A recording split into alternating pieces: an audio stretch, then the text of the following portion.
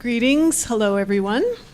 Thank you for joining us today. I'm Elaine Morin. You can call me Elaine. And I'm moderating this panel, Beyond Traditional and Self-Publishing. And our panelists are myself, Marc Leslie, Susan Calder, and we are still waiting for Sherry D. Wilson. We hope she's running from another panel over here and on her way. So here is the description of the panel, just to make sure you're in the right place. So beyond traditional and self-publishing. You've heard of self-publishing and traditional publishing, both large and small press, and building a career that hybridizes all of the above. What about author collectives and other collaborative models that don't fit these molds? What about new contracts that provide authors with more entrepreneurial options? The panelists will discuss the cutting edge of publishing. So to start with, we'll have each of the panelists say a little about themselves and talk briefly about their own experience with this middle realm of publishing. So I will start. I am a writer and an editor and a lifelong Albertan. In 2007, I won the Brenda Strathern Late Bloomers Writing Prize, and I've been shortlisted for the UK Impress Prize and the Malahat Review Open Season Award. My writing has been published in Pank Magazine, Rum Punch Press, Fiction Southeast, Alberta Views, and the Antigonish Review, among others, and has been produced for broadcast on CBC Radio. Most recently, I co-edited the literary anthology Writing Menopause with Jane Cawthorne, published by Inanna Publications. Having self-published 2 fiction chapbooks, and as a member of the author collective, Crabapple Muse Collective, I have a sense of what it means to publish in this murky middle area between traditional publishing and self-publishing. An area I tend to refer to informally as the collaborative publishing world. Crabapple Muse is a great example of publishing that is neither traditional nor self-publishing. Each Crabapple Muse book is driven by a single author, but the books are vetted by the collective's members. And getting each book out into the world is in many ways a team effort. Over the years, I've also helped other authors produce more than a dozen book projects, mostly in the role of editor, but also as a ghostwriter, a marketing consultant, and a book designer. Finally, my current project is a graphic novel that I am currently working on with local illustrator Samantha Lucy, a project that might be a good fit for Crabapple Muse Collective. So now I'll invite Susan. Hi, I'm Susan Calder. I've published a bunch of short stories and 2 murder mystery novels. The first murder mystery novel was published by a very traditional small press. The second one is published by a small press that is traditional in the sense that it's a royalty-paying publisher. They pay the costs up front and pay you royalties, so it's traditional that way. But I feel as I'm working with them that in many ways it almost feels like it's approaching self-publishing. So I feel I'm in this kind of murky middle that Elaine talks about. Ways that they're different, I find, is for one thing, they have a different kind of contract. They call it an author-centric contract, which we could talk about later. It's between me and the publisher. It's not per book. So it's different that way. I also have to take a lot more responsibility for the project. I'm pretty much responsible for the editing and the finished project that it comes to them. So I think there's more that way. And they also answer my emails very promptly, which makes them very different from a traditional press. My name is Marc Leslie. I have been writing since I was 13 years old. Many manuscripts that shall never see the light of day because those were the practice novels. I write under the name Marc Leslie. My full name is Marc Leslie Lefebvre, and the reason I do that is because nobody can ever spell or pronounce Lefebvre, so I try to make it easier when people go into a bookstore and ask for my stuff. Can I get that book from Marc Lefebvre? They'll never find it that way. I publish traditionally with Dundurn from Toronto and Edge here from Calgary, and also WMG Publishing in Lincoln City in Oregon, and I also self-publish. And I'm gonna argue that there's opportunities in this great murky world of traditional and self that there's great opportunities for writers to embrace and take advantage of both, because there's definite advantages to traditional publishing and there's definite advantages to self-publishing, and you can embrace both of them. And I also should also let you know, I also work for Kobo, and I run Kobo Writing Life, which is a self-publishing platform that allows people to publish to Kobo for free. So I'm probably going to be very, very biased towards self-publishing, but we won't be at the expense of what I see are some great pros with traditional publishing, because I think you can actually embrace both. And even my publishers, they know what I do for a living. And they know that I'm, working on the other side of the fence and helping empower authors that way. So it's kind of I'm lucky that I get to play on both sides of those, and so far without anyone killing me. Mm-hmm.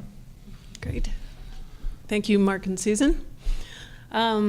So to get the ball rolling, I'm just going to say a bit about this alternate publishing space that we're talking about. In the past, before desktop computing and the internet, we basically had two polarities, that the traditional publishers and the self-publishers. The traditional publishers took your manuscript and did all the work of getting your print book to readers. Self-publishers worked alone to produce a book, possibly hiring experts along the way, but often unable to achieve the same quality product as a traditional publisher. Self-publishers did a variety of things to get their books out into the world, and not necessarily the same things as the traditional publishers did.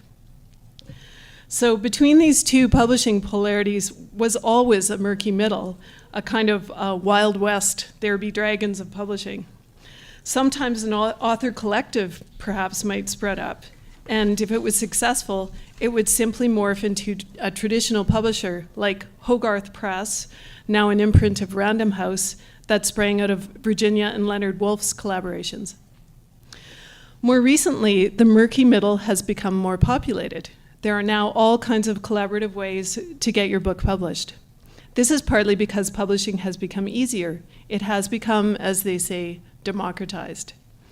There are two major enabling technologies that have made publishing more acceptable. One, the ability to do desktop publishing at home at a relatively low cost.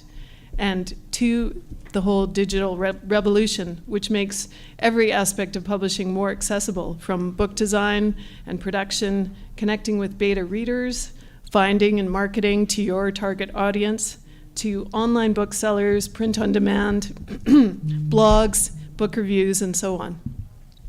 So basically, the murky middle space is where collaboration happens. You're not single-handedly publishing your own book, and you're not being pampered by the likes of Penguin, Random House, or Doubleday. You might be part of an author collective. You might go through Kindle Scout. You might work with a publisher, but bear more of the publishing responsibilities, like Susan talked about. Whatever your process, I propose that because of enabling technologies, this collaborative middle realm is flourishing right now. So I'm going to pass this along to my panelists and ask them two questions. One, how would you define yourself in this space, this murky middle or Wild West between traditional publishing and self-publishing? And what forms of publishing do you see happening in this space, especially ones you yourself have participated in or are maybe excited about? So whoever wants to take that. You mean, which do I think I am, murky middle or Wild West? In my negative phase, I feel sort of murky, I guess, but when I want to put a positive spin, I feel Wild West. But maybe you mean what makes it more... So how would you define this space? Well, I guess because as you talked about, you say, like in a very traditional sense, we think of ourselves, you would want to be your pampered author with the big publisher and they organize your whole book tour and do all the promotion and send you off and give you a super editor and everything like that. there's probably very few people who are really getting that these days. I think even the traditional, particularly the smaller presses, they're offloading more and more to the writer. They're expecting you to to send in your work more finished and polished than it was before. They're not going to work with you all that much. Certainly, as we all know, you have to do a lot of your own promotion. Pretty much everybody's expected to do that. Even a lot of the big names do a lot of promotion rather than have this whole organized tour. So I think, in a sense, everybody's kind of almost transitioning toward this middle, even the very traditional places. And I think with the publisher I'm with now I'm just a little bit step further in that direction. In that, for instance, my publisher doesn't do any book distribution. Like if I want to get it into a bookstore or to the library, I have to contact them myself, maybe set up a reading or something like that. Whereas my former traditional press, they would do some distribution. They would get it into the libraries, they would get it into, and I really think that's probably the best thing that a publisher can do, that someone who's self-published or in the murky middle has a harder time with, is getting your books into stores and libraries. I don't know if Mark agrees with me there, but I think that's the one thing you probably can't compete with for a traditional press. And so since I have to do all this myself, I'm kind of shoved a little further into that direction of this murky middle. And the other area too, the editing one, this publisher typically only wants to take on people who've already published somewhere before, so we know how to get a book finished and done, and they don't want to nurture or anything like that. The smaller presses don't want to do too much either, but they could do a little bit more. So I think, I guess I feel in a sense I'm just being pushed in this direction that everybody's going in anyway. Okay, that's cool. A couple things that you talked about that I want to kind of reflect on a little bit, because I think they're fascinating.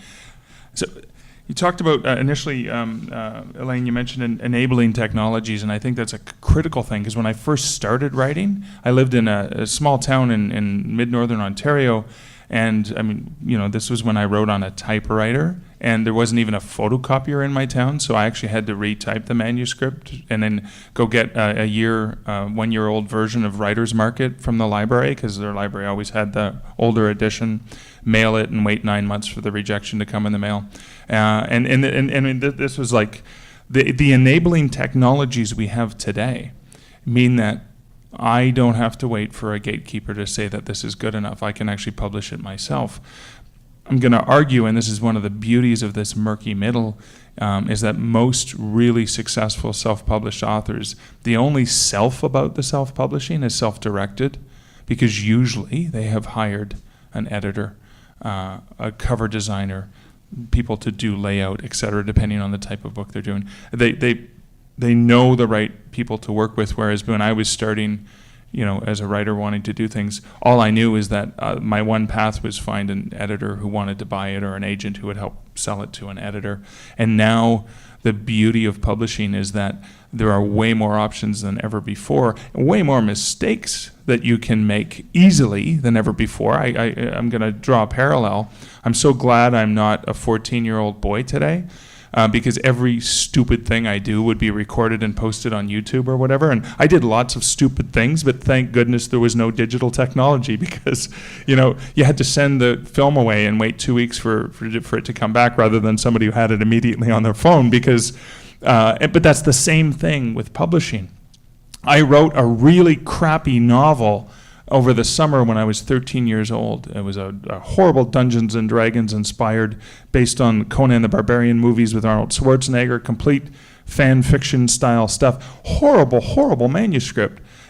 What would I have done if I could have pushed a button and just published that? How would people, how would that, well, apart from getting sued, how would that have changed today? So one of the things I love about this murky place that we're in is the opportunity for both greatness, the opportunity to break beyond the limits of that traditional publishing would hold in terms of the slush pile, and that 1,000 manuscripts that are amazing get passed on because the publisher already published a book like that this year, and they can only they're only limited by budgets, they can only do so many things. But reflecting a little bit more on that, where we are in publishing, I would argue that while it is so dramatically different than it's ever been before, it's not all that different. the people involved in both traditional publishing and self-publishing are passionate about story. They're passionate about sharing that with readers. And then when you look back at it, and this is what I find so fascinating, you think about the Wild West. You think about the fact that these are renegades, and I would be the guy with the black hat running through town telling everyone they can just do what they want so long as they follow some rules. I think when you look at publishing today and you think about the collaborations that authors and small publishers, and I feel like a collaborator with my publishers because I'm not working with a major international publisher. I'm working with relatively smaller publishers. So it's very much collaborative. When I'm doing self-publishing activities, collaborating on creating ebook bundles with other authors so we can share.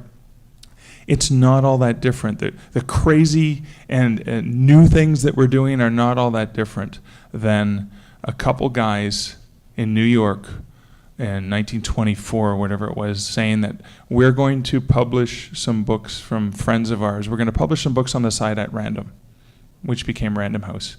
Or when you think about a gentleman who heard from his, again in New York, who heard from his aunt who loved the Sunday Times crossword puzzles, absolutely loved doing them, and said, I only wish I didn't have to wait till Sunday. I'd love to just be able to get my hands on crossword puzzles. It never in the history of publishing had crossword puzzles been published anywhere but in the Sunday edition of a newspaper, like the New York Times or whatever. And it wasn't until Simon & Schuster got together and they focused on niche publishing to a very, very specific demographic market to publish crossword puzzle books. And that was the first time they had ever done it.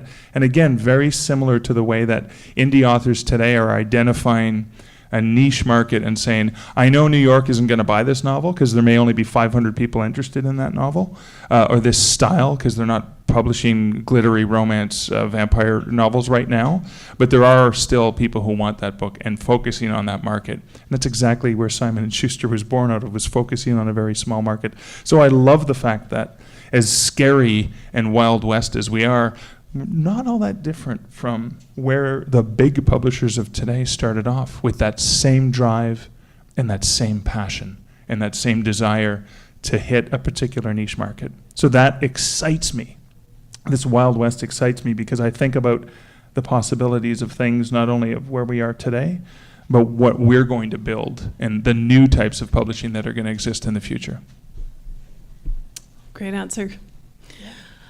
So coming back to the whole collaborative nature of publishing, there really, when you think about it, one person making a book, it's pretty rare. Like me, maybe there are people who are making the paper and sewing the pages and, either printing on that or writing on it, and so that's kind of that's not going to have a huge number of books there either. So you can expect that most books pretty much are collaborative just by their nature. So you need kind of a team, and most people aren't going to develop all the skill sets that are required to build a book. So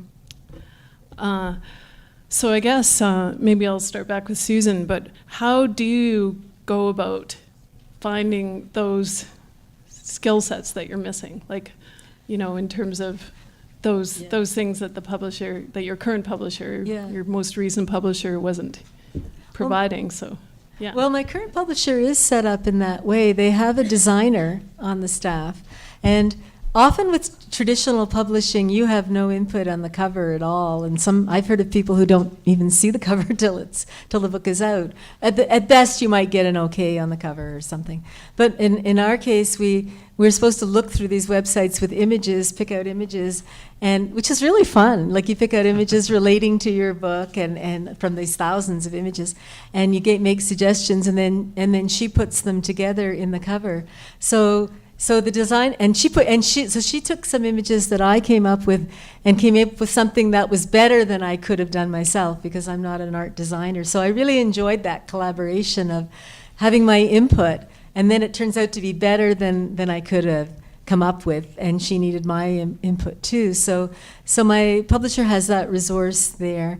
In terms of things like social media and promotion. They've also set up a group Facebook page and a group Yahoo site, and all the 80 or so publishers in their stable, we can contribute as much as we want, and people, it's like a forum, and people come in with ideas, and I tried this, and what's going on there, and so you have sort of this mutual involvement there, and you almost start to feel a little bit like a team, and you're supporting each other that way, and with ideas, and also with support for your writing. So I think you can do that too. You can, like, instead of the writer being in the traditional way, I'm isolated writer, and I'm working with the pro guys at my publishers.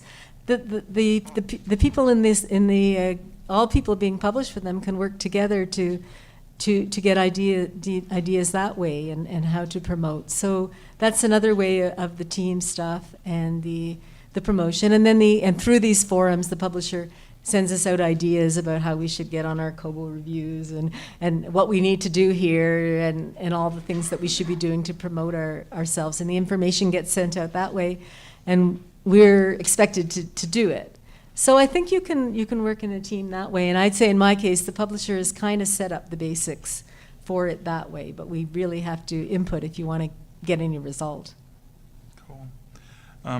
Looking at how to find the people, it used to be one of the only ways, and one of the best ways, was through a local writers group. So, I'm working with an editor, and that still works today. This is an editor I work with. One of the editors I hired was at a conference just like this, where I found out about an editor who specialized in the type of novels that I wanted to do, and I reached out to him. Of course, I had to wait 6 months before he actually had time in his schedule to fit me in. And a lot more editors, for example, I think Adrienne Kerr, who was with Penguin Canada, doing some great editing there, and during the amalgamations, she's become a freelance writer, and now she works with so many of my friends as well, and does the freelance editing. So there's all kinds of opportunities like that. In terms of specific platforms, I would go to the Editors Association of Canada as a great place where you could find editors and people who specialize in different kinds of editing or different styles of editing. There are places like readsy.com, which is a place where editors and other professionals in the industry put up their resumes and put up their CVs, and so you can see what books they worked on, what writers they've worked with, whether they've done it through a traditional house or a lot of them are doing traditional house because a lot more of that's contract now. And Reedsy, REEDSEY? SY? Just SY, sorry. See, I say I need an editor and a proofreader when I speak. But yeah, so Reedsy, which offers that opportunity, and then you can check. And again, the range is anywhere between a few $100s for maybe some beginning editors who don't have as much experience to thousands of dollars for editorial. Bibliocrunch.com as well as a place where people can post and you can find people. And even looking for cover designers, there's so many places, including Reedsy, but 99designs.com is a great way for $299. You can actually get different, you can put up an RFP basically for your book cover or any other graphic you may need, or image, marketing image if you're looking at it. And it's a money-back guarantee. If you don't find a designer that you like, you get your money back, and you post it, and you can actually rate the different submissions. My challenge with having used 99 Designs is usually I narrow it down to 3 or 4 I absolutely love, and I can't figure it out. But the great thing is they have a social media connection where you can put a poll up. And ask for feedback. So on your Facebook writers group or author page or whatever, you can ask your fans what they like. Even Rhonda Parrish and I did that with Dundurn. Dundurn had 2 really cool covers for haunted hospitals. And again, this is a case where the publisher gave us an opportunity to give feedback. And we were like, well, I like this for this reason, I like that for that reason. So we ended up posting them to social media and had people tell us which one they liked. And so then Rhonda and I discussed it and said, okay, well, we like this one better because everyone seems to like this one better. And so it's interesting. It's interesting that sometimes you don't see the book before it's published or the cover or whatever, but more and more now people out there can feel a part of this. And the nice thing about that is like, I remember that. I'm the one who voted for the cover you went with. That's awesome. You and I are in this together, aren't we? Yeah. And again, that feeds the really critical collaboration that we don't really talk about a lot, is the collaboration that you feel reader and writer feel together, and that's the beauty of where we exist today. Rather than me writing a letter to a writer and then getting a physical letter back, I can actually interact with writers I love. Yeah, it's fantastic. Yeah. Great, thank you. One area I'm familiar with, and I'm going to talk a little bit, just briefly about, is the author collective. So as I said, I belong to Crabapple Muse Collective. And so what we are is a group of like-minded writers whose general goal is to put out our work in whatever form that's available to us. We are financially independent. We may remain financially independent in each of our projects, but we share other resources and talents. So some of us are web designers, some of us are social media savvy. We have editors, book designers, marketing kind of people, and together we share this platform. So it's a recognizable name that we can put to our books, and you can share a brand or a logo, but it could just be the name. And we also share a website and some social media tools like Twitter and Facebook. And then from there, we can cross-promote each other with our own websites and social media sites, that sort of thing. So, but the most important thing is that members vet each other's work. So what we're saying as a group is we put our stamp of approval on this work. So that makes it a little different from self-publishing. And it can be very close to self-publishing, but it depends. And in fact, some author collectives operate a lot like a group of self-publishing authors, and others are closer to a publishing house, and they'll invite other authors to publish under their name and even offer services. So there's kind of a wide range available there. In general, the publishing industry does seem to be leaning in the direction of sharing more of the work of publishing with its authors, especially when it comes to marketing. So it's kind of, and what I mean is authors are getting out there anyway on social media and expected to have websites and all that sort of thing. So it's kind of pushing to the middle anyway, I would say.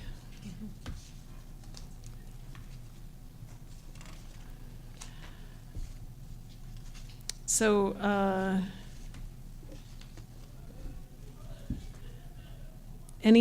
so I guess I'd ask the panelists now, do you have any other thoughts on pros and cons for working in this area? Anything that really sticks out? Well, for a collective, I think the biggest challenge that we face as writers often is we're in our own heads and we're in our own spaces, and many of us are introverts, including myself. So this is really stressful and terrifying to be up here. But when you're in a collective like that, and there's so many different ways they can work, you can share that common experience with other writers, and even if it's not that editorial stamp of approval, it often is. It's feedback on the stories and feedback on your thought processes. It's the knowledge that you're with like-minded people, that you care about the same things, and I think that's a great pro. I think one of the side effects or negative things is sometimes, and this happens in traditional publishing all the time, and Guy Gavriel Kay talked about it in the last panel we were just on, is a passage in a book he just read from, because he's 60 years old, because he's had such success. There was a passage in his book that he probably wouldn't have written 30 years earlier, that a young writer might not have gotten away with because an editor would have talked him out of it, because it completely stopped the book, the action in progress, and it focused on something entirely different, which takes a huge risk. And sometimes when you're in a collective, you can have that group think. So sometimes you only go there because that's where the group is thinking, and that sometimes happens in traditional publishing as well. Well, nobody's buying books about this anymore. Everyone's buying books about that, and that's sort of another group think. I also want to share, just on the same idea, is a group of writers that I know that I met on the Oregon West Coast who put together, it's a collective called the Uncollected Anthology. So if you check uncollectedanthology.com, it's this great concept of an anthology is usually themed, right? You know, Tesseract is looking for stories like this, and it's going to be published, and we're accepting submissions. Which a group of writers who are all part of a collective called Uncollected Anthology, they put out a theme, and they regularly release digital versions of their short stories that are all on the same theme. So if you like one of the, and it's mostly urban fantasy that they're writing. If you like that writer, you'll just read whatever they write, and it's a great chance for you to say, well, I like so-and-so's story, but there's another story in the same theme from this other author I don't know, and so they use that. Then they also, of course, bundle them together. So you can buy the whole anthology as a bundle if you want, or you can buy just the unique stories that you want. But again, it's this great, it takes advantage of the collection of the writers kind of, okay, the deadline, we're going to put this theme is coming out in March of 2018. We need to have our stories up and ready to go. They actually have a designer who puts themed covers together like templates so that they all have sort of a similar look and feel. So it has some of that publishing aspect, but all of the independence it has. And I love seeing that sort of thing come out. And I think we're only starting to see the beginning of the possibility of what those collaborations can mean to give writers more opportunity and readers more opportunity to discover new writers. Yeah, those are good points. I do think the cross sharing and the cross promotion that you can get from a collective of people who have a mutual goal of bettering themselves and others who are working with them can really be a helpful thing. I think too, just to shift a little on that topic, as far as benefits of these kind of murky publishing versus the traditional, it is like self-publishing in that you can have a lot more control over the timeline of when your book is to come out usually.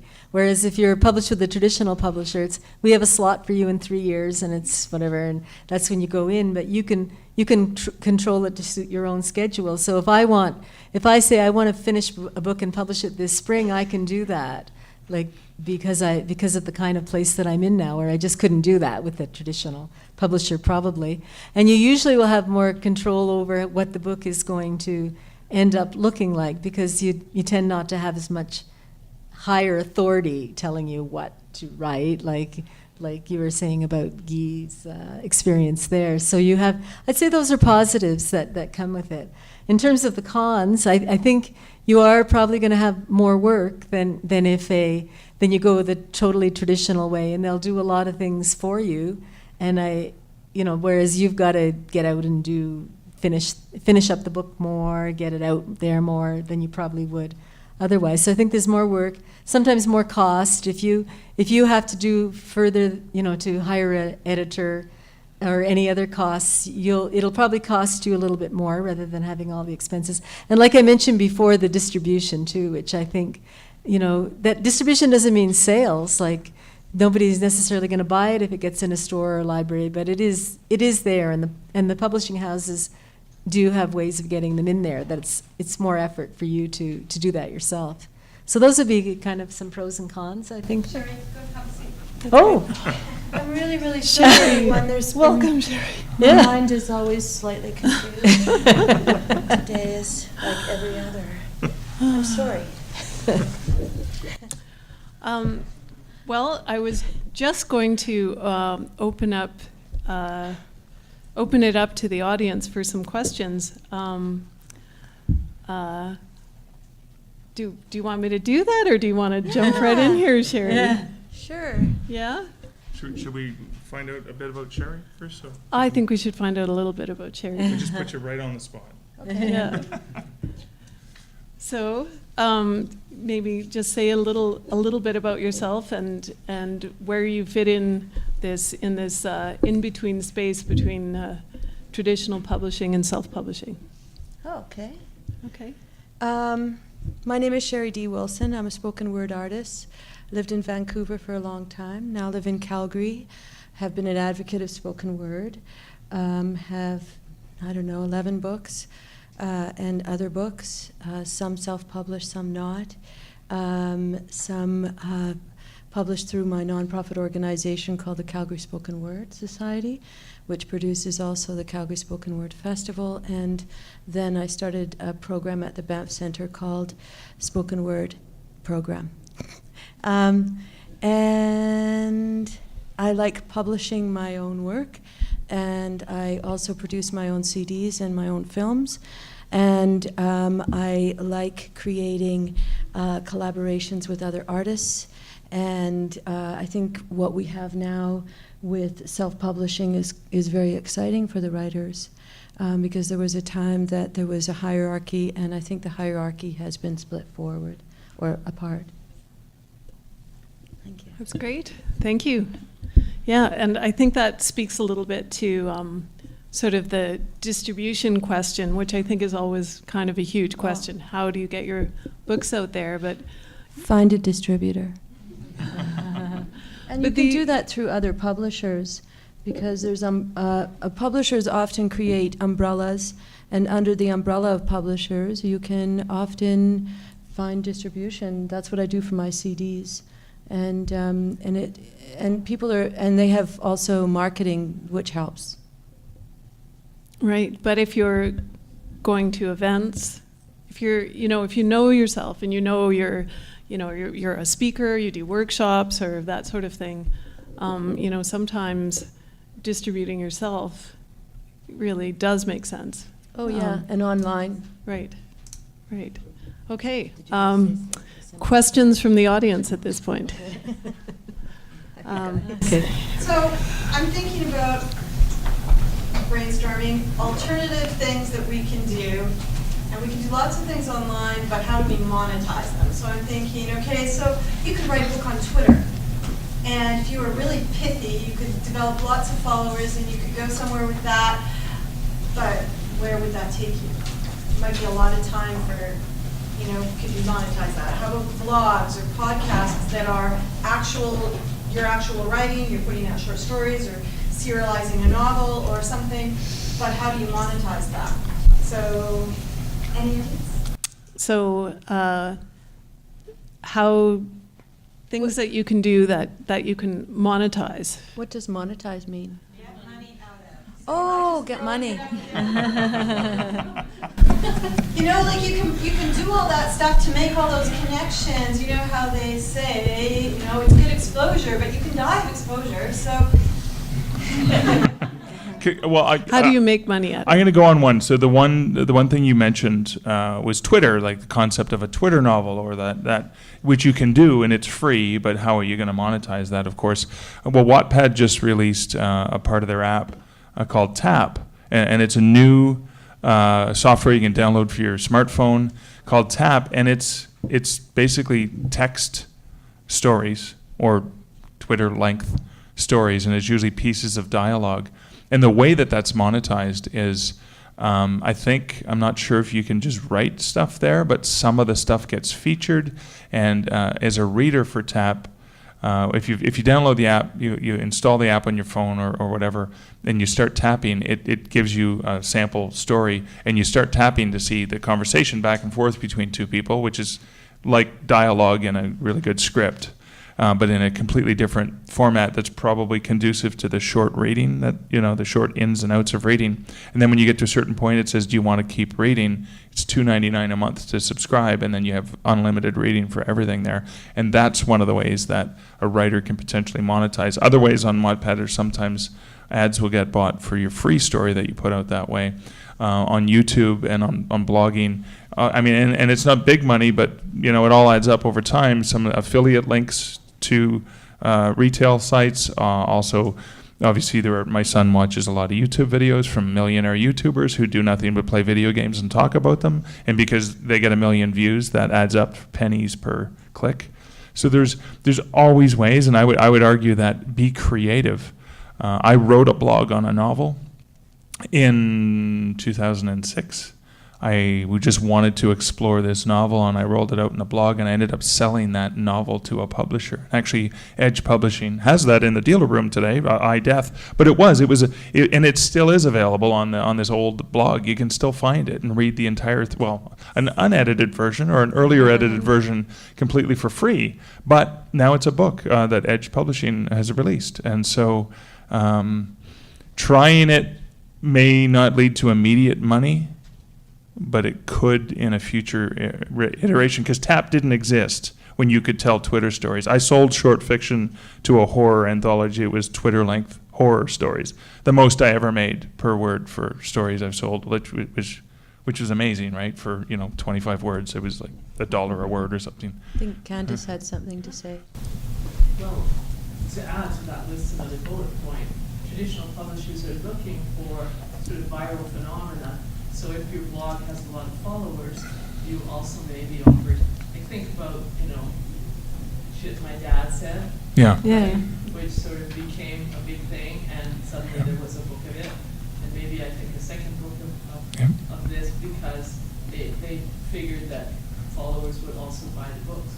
But way back, like in the days of the Well, Howard Rheingold was publishing everything that he wrote online and still selling up to 100,000 copies of the subsequent book.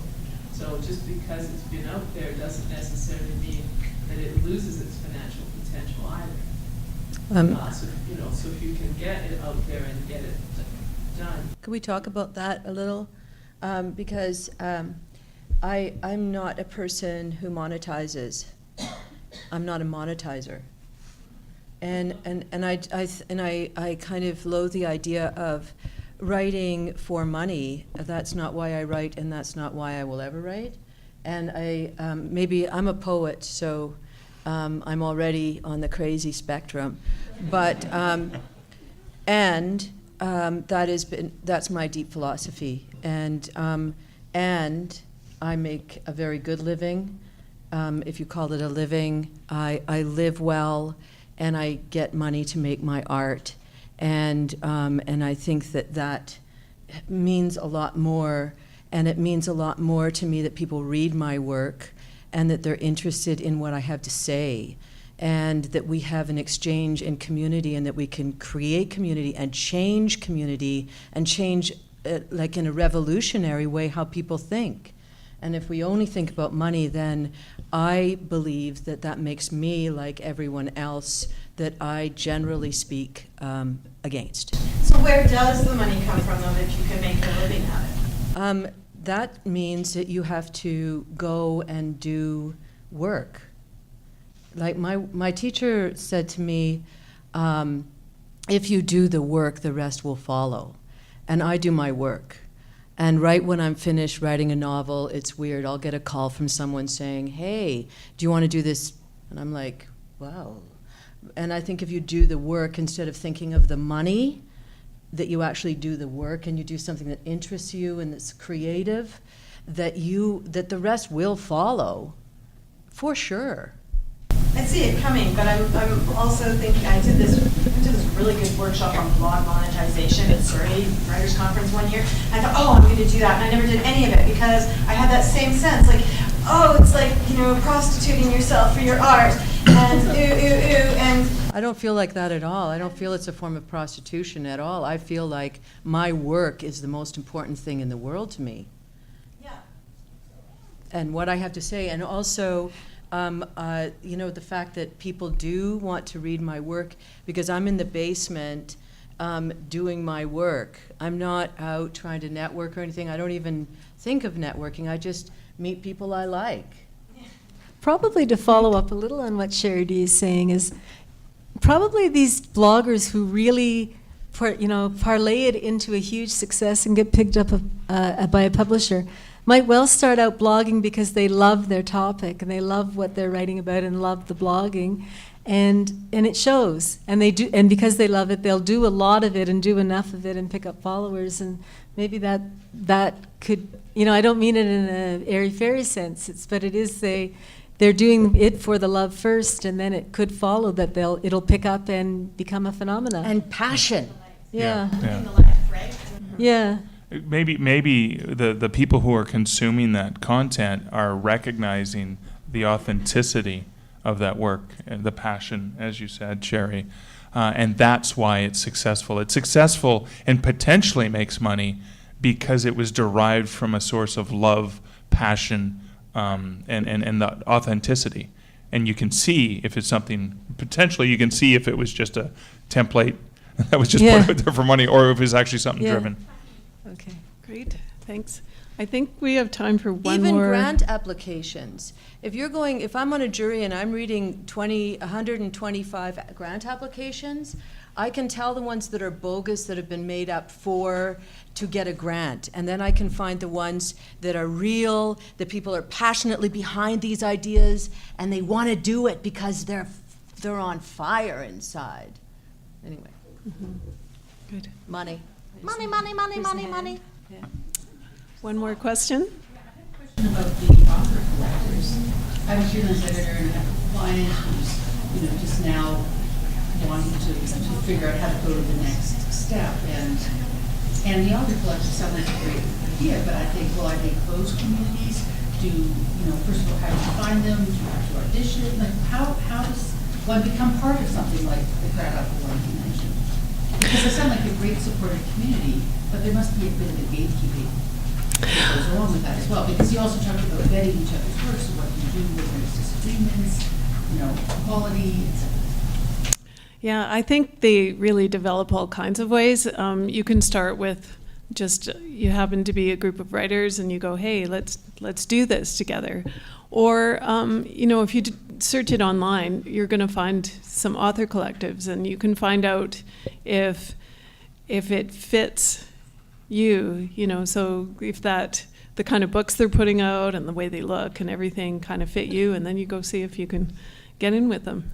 So they aren't necessarily closed Yeah. communities. They're Yeah. permeable, it sounds like. Yeah, and of course, now you can have these collaborations from anywhere. You don't even have to be in the same. Yeah, you used to have to continent. be in the same town and meet together. And the other thing too, and the beauty of this, they can be closed, they can be open. You can create one right now. You can sit there with the person beside you and say, wow, we have very similar ideas about this. Let's see how we can collaborate. And that's how that Uncollected anthology was born. It was a writer sitting in a room of other writers and said, I'd love to read more by these other people. What's a great way for me to do it? And then that was her brainchild for it. So she invited a few friends, and then they've had other writers join along the way. Again, you can create one too. That's a great way to be involved. Although you also spoke about the expertise that is within this, so that's a different. Well, because you're an expert in something, you say, so you said you're a freelance editor? This is my passion. This is what I know really, really well. Okay, that's what I bring to this group. I need to find people who bring this and this, okay, and then we're going to start something. And then that's the beauty of this, is you can do it almost anyway. There's a writers and editors speed mingle at 6 o'clock today. Yeah. Which I am in. Yes. Okay? So that's what that's for you to meet those people that you want to question. Great. Okay, any last words from our panelists? If anybody has a poem that you want to enter into a contest and win big bucks, like $100, and then read your work at a big reading, it's called Poetry 150, and the deadline is August the 15th, and there are poems about Canada any angle, and you can find it on Facebook, Canada 150. Well, I'll just say that try to think as broadly as you can and keep open to all these new options. It's not just cookie cutter anymore. It's all out there and it's all available, and go for it. And remember that and this is a great meme that I've seen, is if you think it's a crazy idea, remember somebody in a boardroom somewhere in Hollywood said, why don't we put sharks and tornadoes in a movie? I mean, again, you never know what that could become, or that crossword puzzle book for Simon & Schuster. Great. Oops. Did you have another word? No. We were done? Okay, all right. Thank you to our panelists. Thank you Thanks so for much. coming.